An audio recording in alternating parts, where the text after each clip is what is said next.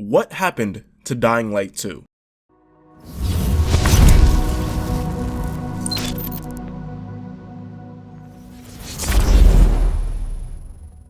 Hey guys, it's Innocence, and today I've got an interesting one for you involving a game that seemingly disappeared off the face of the planet. And of course we're talking about Dying Light 2, the sequel to the awesome zombie parkour game that came out back in 2015. Where has it been? I mean seriously, originally slated for a spring 2020 release date, the game was delayed indefinitely last January, and for a while it almost looked like Techland, the makers of Dying Light, weren't even working on the game at all. And there's not a single bit of exaggeration in my tone when I say that. And you might be like, surely you jest then. And no, I don't. Trailers stopped coming out. Their Twitter hadn't so much as mentioned Dying Light 2 for 9 months. Heck, there was even a rumor floating around that the indefinite delay might have actually been an indefinite hiatus amongst growing financial concerns, because this studio is not that big, literally less than your graduating class. Needless to say, who knows exactly what was going on in Techland Studios? All we can say for certain is that once Dying Light 2 got delayed, there was nothing said about it for a whole year. Near complete silence with generic responses here and there, which of course raised some cause for concern. But then again, I guess not advertising for a game you just delayed and probably spending that money on actually finishing it will have probably been the correct course of action when it's all said and done. I'm talking to you, CD Projekt. But pause, let's slow down a bit. Before we get on to what happened to Dying Light 2, I should probably tell you what it is, or at least refresh your memory, because odds are a lot of you guys have probably forgotten what this title has to offer, so let's blitz through that real quick. So if you didn't hear about or play the original Dying Light game, which I won't fault you for considering that it came out 5 years ago and wasn't the biggest of titles all things considered, I still think of it to be a AAA title because it definitely has AAA value. The polish, the graphics, the controls, heck, you yourself would probably be pressed to tell someone this game didn't come out yesterday just by looking at it. And the value didn't stop at the looks. This game played really well too. Now, I don't want to overhype this title like we overhyped Cyberpunk 2077, because so far on this channel, apparently I'm 0-1 in predicting good games. Luckily for us though, the original Dying Light is already out, and I can confidently say as someone who just played it for the first time a couple of months ago, that it's definitely a unique experience unlike any other. I mean, come on, a zombie parkour game? Do those two words even belong in the same sentence? Can someone check that? Can someone tell me if that's a thing that could happen? The game featured a really good story and an amazing day and night cycle that was somewhat sort of akin to Minecraft, in that you really don't want to be caught with your pants down at night, because those zombies, boy do those zombies pack a punch, no pun intended. The weapons, the engine, the movement, this game was just a joy to play. And to this day, the devs still release single player content and events for the game on a seasonal basis. And for a 5-year-old game, that's impressive. And when it comes to Dying Light 2, even going off the year-old trailers that we got that haven't been updated since, there's still an absolute ton worth looking forward to. For starters, we'll be playing as a character named Aiden Caldwell who's he's what?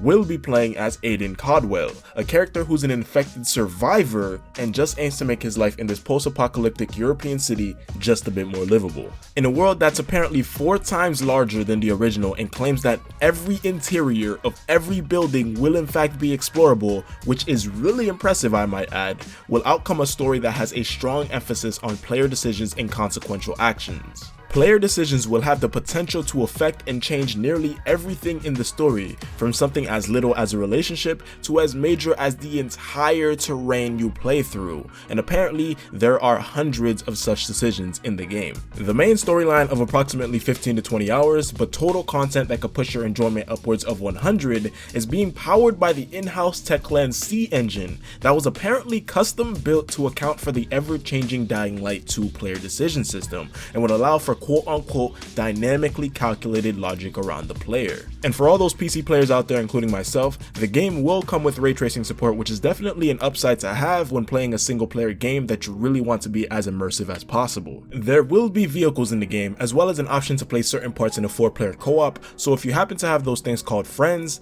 I guess that works out for you. But more intriguingly, in Dying Light 2, Techland has introduced factions into the game that will interact with one another based on those player decisions I keep mentioning, so that's pretty cool. But who needs friends when you have factions, am I right guys? Right?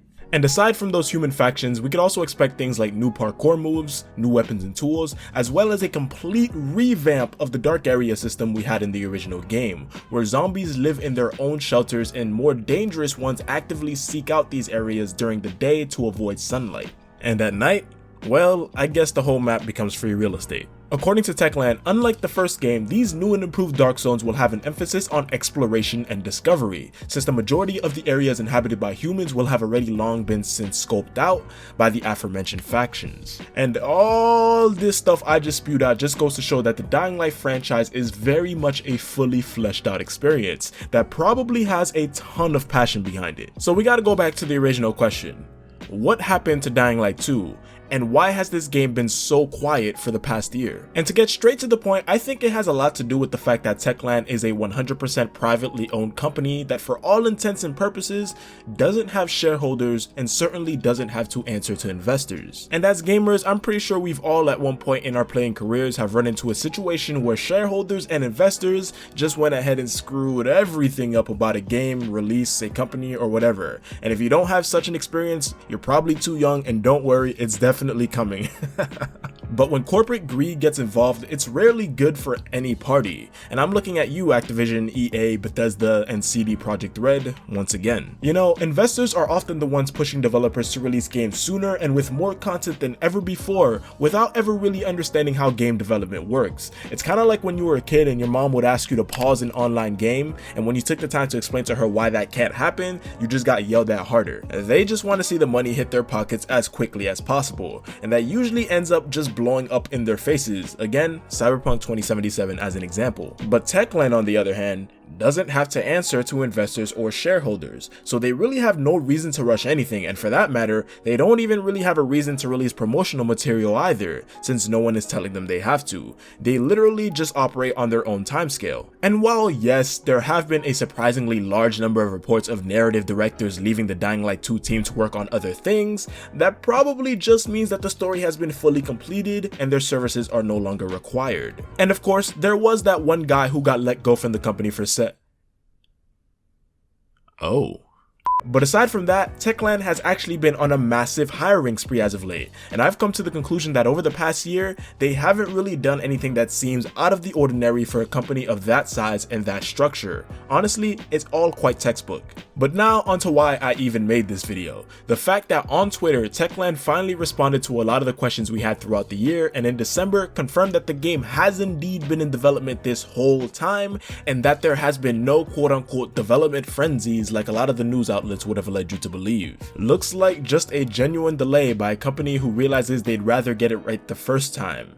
And what really inspired me amongst all of this rumor madness is this Twitter post here that happened on December 31st. Just a simple tweet that says, "Survivors, tonight we celebrate. Keep your heads up for 2021," and shows an in-game screenshot of Dying Light 2's lead protagonist on top of some rooftop holding his trusty zombie killing hatchet. So yeah, Dying Light 2 is not dead. In fact, it seems as alive as ever, and in the coming months I fully expect marketing to begin ramping up again as we potentially brace for a late 2021 or early 2022 release date. But that's just my guess. Who knows, maybe the game comes out in 2024. And with that being said, ladies and gents, I think that's going to do it for the video. What did you guys think about this whole situation? Are you still excited for Dying Light 2? Did you even know what a Dying Light 2 was before this video? And would you consider checking it out? Personally, I think the 25-minute gameplay demo from E3 2019 is an absolute must-watch, and I'll have it linked in the description if you're curious. But I think my time's up, so if you liked the video, leave a like. If you dislike the dislike, and be sure to subscribe so you never miss a future upload on the channel. Oh, and hit that bell notification button if you're so inclined. I've been Innocence, you've been the audience, and I'll catch you guys in the next one. Peace out.